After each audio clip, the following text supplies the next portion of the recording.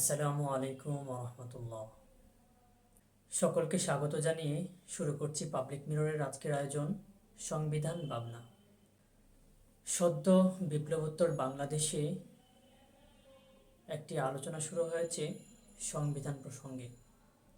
কেউ বলছেন সংবিধান সংস্কার করতে হবে, আবার কেউ বলছেন না, সংবিধানকে সম্পূর্ণরূপে বিলুপ্ত করে নতুন একটি সংবিধান প্রণয়ন করতে হবে।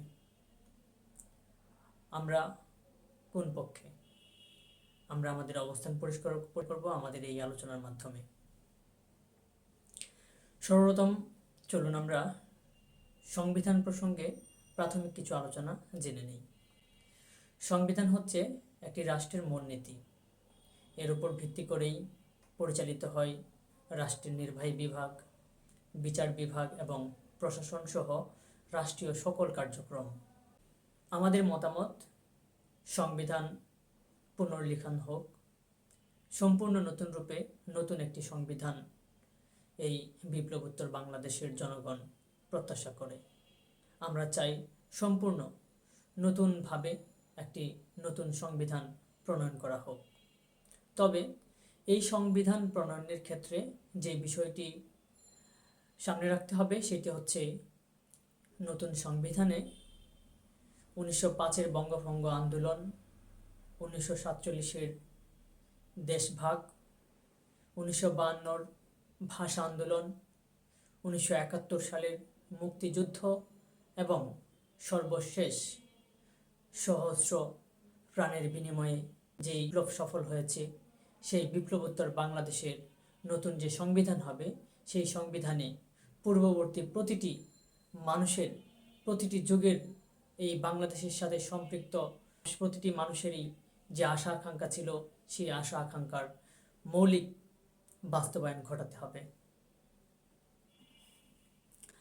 আমরা এই সংবিধান প্রণয়নের সাথে যারা সম্পৃক্ত হবেন, আমরা তাদের মানদণ্ডে উত্তীর্ণ হওয়া সত্ত্বেও যে সকল গুণাবলী তাদের থাকা প্রয়োজন, সেই সব গুণাবলী সম্পর্কে আমরা কথা বলতে চাই। যারা আমাদের জন্য নতুন একটি সংবিধান প্রণয়ন করবেন, তাদেরকে প্রথম শর্তেই সৎ হতে হবে।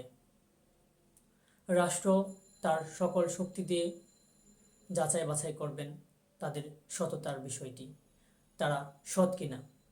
তাদের সততার ব্যাপারটি সম্পূর্ণরূপে নিশ্চিত করার পর দেখতে হবে তারা মানবিক কিনা, অর্থাৎ তারা মানুষের প্রতি মানবিক কিনা, সেই ব্যাপারটিও নিশ্চিত করতে হবে। নাগরিকদের সাথে তাদের সম্পৃক্ততা কেমন, এটিও সংবিধান প্রণেতাদের একটি অন্যতম গুণ হওয়া প্রয়োজন। অর্থাৎ যারা সংবিধান প্রণয়ন করবেন এই নাগরিকদের কল্যাণে, এই নাগরিকদের সাথে তাদের সম্পৃক্ততা কেমন, তাদের সাথে সম্পর্ক কেমন, তাদের সাথে তাদের পরিচয় কতটুকু, এই ব্যাপারগুলো নিশ্চিত করতে হবে। কেননা আমরা জানি পদ্মা নদীর মাঝি একটি উপন্যাস। এই উপন্যাসটি যখন লেখা হয়, এর আগে এই উপন্যাসের লেখক মানিক বন্দ্যোপাধ্যায়, তিনি জেলেদের সাথে দীর্ঘদিন সময় কাটিয়েছেন।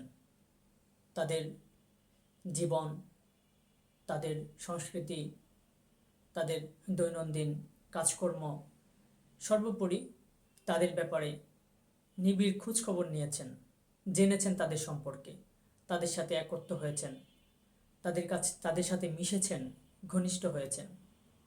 তারপর তার পক্ষে সম্ভব হয়েছিল একটি জীবন ঘনিষ্ঠ উপন্যাস পদ্মা নদীর মাঝি লিখতে সক্ষম হয়েছিলেন। সম্ভবত এরকম সম্পর্ক যদি তাদের সাথে তৈরি না হতো, তাহলে পদ্মা নদীর মাঝি এতটা বাস্তব ঘনিষ্ঠ হয়ে উঠত না। সেজন্যেই একটি উপন্যাস লেখার জন্য যদি লেখককে সেই সব জনপদের কাছে যেতে হয়, তাদের সাথে মিশতে হয়, তাদের সাথে বসতে হয়, তাদের সাথে খেতে হয়, তাদের সাথে সময় কাটাতে হয়, তাদের সাথে ঘনিষ্ঠ হতে হয়, তাহলে এই রাষ্ট্রের নাগরিকদের কল্যাণে যারা সংবিধান প্রণয়ন করবেন, অবশ্যই তাদেরকেও এই নাগরিকদের সাথে মিশতে হবে, এই নাগরিকদের জীবন সম্পর্কে জানতে হবে, এই নাগরিকদের দুঃখ দুর্দশা এবং আশা প্রত্যাশা সেই সব বিষয়েও তাদেরকে জানতে হবে খুব ঘনিষ্ঠ হয়ে।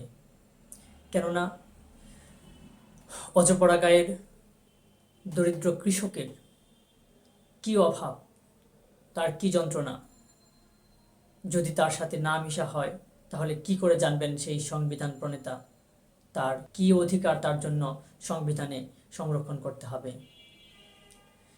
রেল স্টেশনে পড়ে থাকা বেওয়ারিশ মানুষগুলো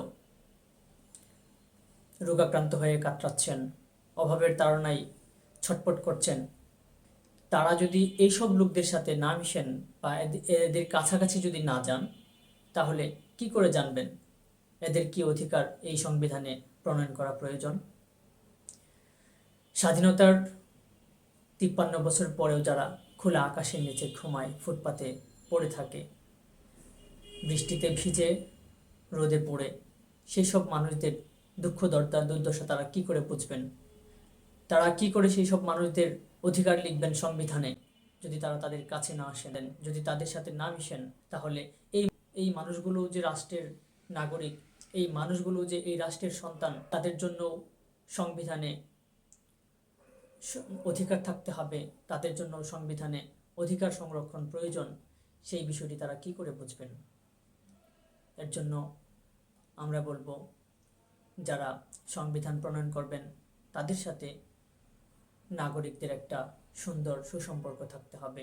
সকল নাগরিকদের সম্পর্কে তাদের ধারণা থাকতে হবে, সকল নাগরিকদের সাথে তাদের ঘনিষ্ঠতা থাকতে হবে। যদি এইসব ব্যাপারগুলোই থাকে তাহলে তাদেরকে দিয়েই রচনা করতে হবে নতুন সংবিধান। অথবা তাদের মধ্যে যদি এইসব গুণাবলী না থাকে তাহলে তারা উচ্চাভিলাষী সংবিধান প্রণয়ন করবেন, যা সাধারণ মানুষের কল্যাণে কখনোই আসবে না। এই সংবিধান প্রণয়ন হোক মায়ের মমতায় এবং বাবার শাসনের মূলনীতিতে।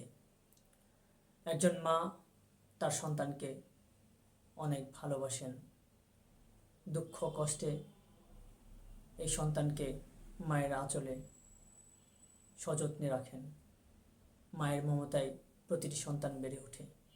আমরা চাই এই সংবিধানের মূলনীতি হোক মায়ের মমতা, অর্থাৎ সংবিধানে এমন মমতা থাকবে যেই সাংবিধানিক মমতায় এই রাষ্ট্রের সন্তানেরা বেড়ে উঠবে, এই রাষ্ট্রের সন্তানেরা নিরাপদ থাকবে।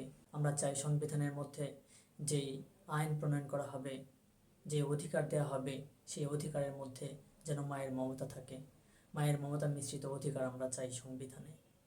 সেই সাথে চাই বাবার শাসন, অর্থাৎ বাবার শাসনের মূলনীতিতে রচিত হোক আমাদের সাংবিধানিক অধিকারগুলো। একজন আদর্শবান বাবা তার সন্তানকে শাসন করেন, কিন্তু কখনোই তিনি শোষণ করেন না, তার উপর অত্যাচার করেন না, তার উপর জুলুম করেন না।